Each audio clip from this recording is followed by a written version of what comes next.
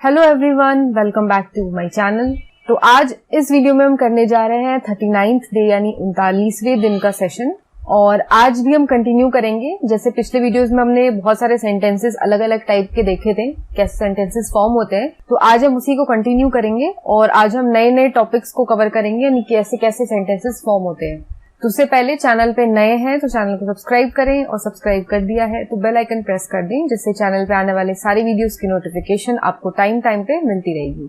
तो पहले आज हम देखेंगे झगड़ा यानी क्वेरल। तो जब हम किसी से झगड़ते हैं, हम किसी से लड़ते हैं, तो या हमें किसी पे गुस्सा आता है, तो हम कैसे कैसे सेंटेंसेस बोलते हैं और कैसे हम उसको इंग्लिश में फॉर्म करेंगे। तो जैसे अगर हम किसी को कहते हैं आप आपे से बाहर क्यों हो रहे हो, तो हम बोलेंगे why are you losing your temper.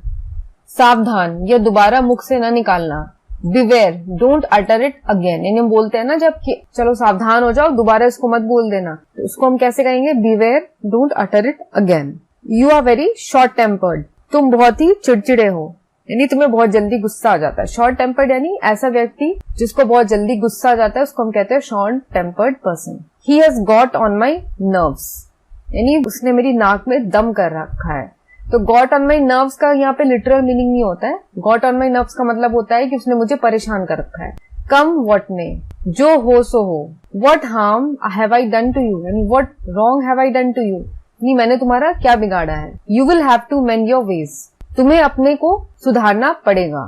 Y do you quarrel with him unnecessarily, क्यों इससे व्यर्थ में झगड़ा मोल लेते हो। डोंट गेट वर्कड अप या डोंट गेट एक्साइटेड, आवेश में ना आओ। ये बोलते हैं ना कि उत्सुकता में आकर के तुम कोई गलती कर दोगे, तो वैसे हम कैसे कहते हैं किसी को कि ज्यादा तुम खुश मत हो, ज्यादा उत्सुक ना हो, तो हम कहेंगे don't get excited.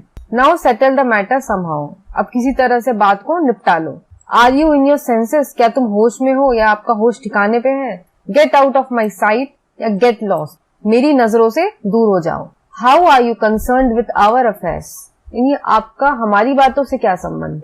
Now put an end to controversy, don't stretch the matter further, यानी बात को और अधिक मत बनाओ, यानी तिल का ताड़ मत बनाओ, या बात यहीं पे खत्म हो सकती है तो उस बात को आगे मत बढ़ाओ, तो हम कहेंगे don't stretch the matter further। go to hell, भाड़ में जाओ। let him mediate between the two parties, इसे इन दोनों पक्षों के बीच फैसला करने दो। तो quarrel is settled, the matter ends here, यानी झगड़े का फैसला हो गया। now be friends, अब एक दूसरे से मिलो। अब हम देखेंगे क्षमा प्रार्थना यानी एपोलोजाइज, जब हम किसी से माफी मांगते हैं। ये झगड़ा हो गया खत्म और अब हम मांगेंगे माफी। तो कैसे कैसे सेंटेंसेस हम इसमें फॉर्म करते हैं। तो अब आपको बोलना है कि आप बुरा ना माने, तो हम कहेंगे प्लीज डोंट माइंड दिस या please don't feel bad about it. फिर हमें कहना है मैं तो मजाक कर रहा था, तो हम बोलेंगे आई वॉज जस्ट जोकिंग। माफ कीजिए मैं समय पर नहीं आ सका, I am sorry I got late, मुझे यह जानकर दुख हुआ, I was sorry to hear this. मैं आपसे माफी चाहता हूँ, आई बेग योर पार्डन, मेरे गलत उच्चारण को माफ करें, please excuse my incorrect pronunciation. बीच में बोलने के लिए मुझे माफ करें, I am sorry for interrupting you. Interrupting का मतलब बीच में बोलना। माफ कीजिए मैं टेलीफोन नहीं कर सका, I am sorry I couldn't call you, मेरी ओर से माफी मांग लीजिए। अपोलोजाइज ऑन माई बिहाफ, यानी आप मेरे ओर से माफी मांगिए, मतलब मैं खुद माफी नहीं मांग रहा हूँ, मैं किसी और से बोल रहा हूँ कि आप मेरी ओर से माफी मांग लीजिए, तो हम बोलेंगे apologise on my behalf. On my behalf का मतलब होता है मेरी ओर से या मेरी तरफ से। Don't apologise, it does not matter, माफी मत मांगिए, ऐसी कोई बात नहीं है। It was merely done by mistake, यह केवल गलती से हुआ है। आई एम वेरी सॉरी, मुझे बहुत अफसोस है। Don't worry, no harm is done, आप चिंता न करो, कोई हानि नहीं हुई है। I am very sorry if I have unknowingly hurt you, तो मुझे बहुत दुख है अगर मैंने आपको अनजाने में दुख पहुंचाया हो, तो उसका मुझे खेद है। इट वॉज डन अनोइंगली, यानी ये अनजाने में हो गया। It was not your fault, यह तुम्हारी गलती नहीं थी। I am awfully sorry to have kept you waiting so long, यानी मुझे बहुत अफसोस है कि मैं आपको इतना देर तक मेरी वजह से आपको इंतजार करना पड़ा। दैट्स ऑल राइट, कोई हर्ज नहीं है, सब ठीक है। अब जब हम क्रोध में होते हैं, गुस्से में होते हैं, तो सेंटेंसेस क्या क्या हम फॉर्म करते हैं। यानी आपको गुस्सा है आप किसी से और किसी पे चिल्ला रहे हैं, किसी को आप सुना रहे हैं, तो हम जो बातें बोलते हैं हिंदी में, उसको हम यहाँ पे देखेंगे कि इंग्लिश में हम कैसे कहेंगे। तो पहले अगर आपने कहा किसी को चुल्लू भर पानी में डूब मरो, तो हम कैसे कहेंगे you should be ashamed of your self या शेम ऑन यू। तो हिंदी में तो ये थोड़ा अटपटा सा लगता है, बहुत ब्लैंट सा लगता है, रूड लगता है। इंग्लिश में शेम ऑन यू बोलने की जगह हम बोल सकते हैं you should be ashamed of yourself. तुम्हें शर्म आनी चाहिए, you should be ashamed of yourself. तुम बड़े चलते पुर्जे हो, यानी तुम बहुत चालाक हो, तो हम कहेंगे यू आर टू क्लेवर या यू आर टू स्मार्ट। तुम बड़े चालू आदमी हो, you are an extremely cunning man. लानत है तुम पर, शेम ऑन यू। तुम बड़े नीच हो या धूर्त हो, you are mean or cunning fellow. मैं तुम्हारी सूरत देखना नहीं चाहता, I don't want to see your face या don't show me your face again. बक मत करो, don't talk nonsense, stop yapping. यह सब तुम्हारे कारण हुआ है, it's all because of you. यह सब तुम्हारी करतूत है, it's all your doing.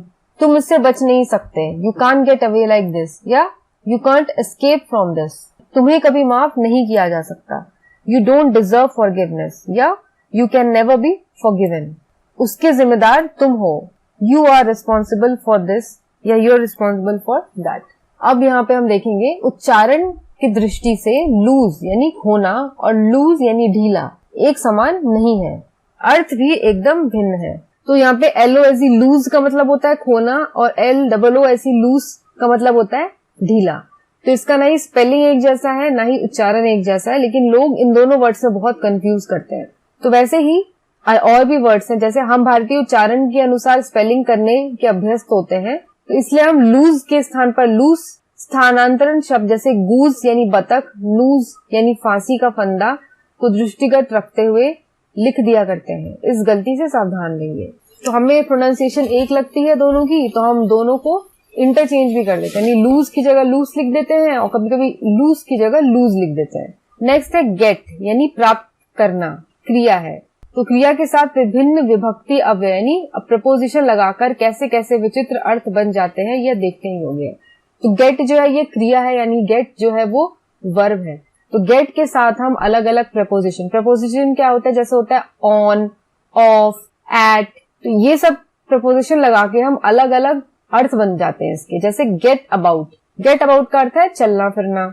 He gets about with difficulty since his illness, यानी बीमारी की वजह से चलने फिरने में तकलीफ हो रही है। गेट बैक का मतलब होता है वापस आना। तो गेट के साथ हमने डाउन लगा दिया तो गेट डाउन का मतलब होता है उतरना। गेट के साथ गोइंग लगा दिया तो गेट गोइंग का मतलब होता है शुरू करना। गेट के साथ इन लगा दिया तो गेट इन का मतलब होता है प्रवेश करना। और वैसे ही गेट के साथ ऑफ लगा दिया तो इसका मतलब होता है उतरना।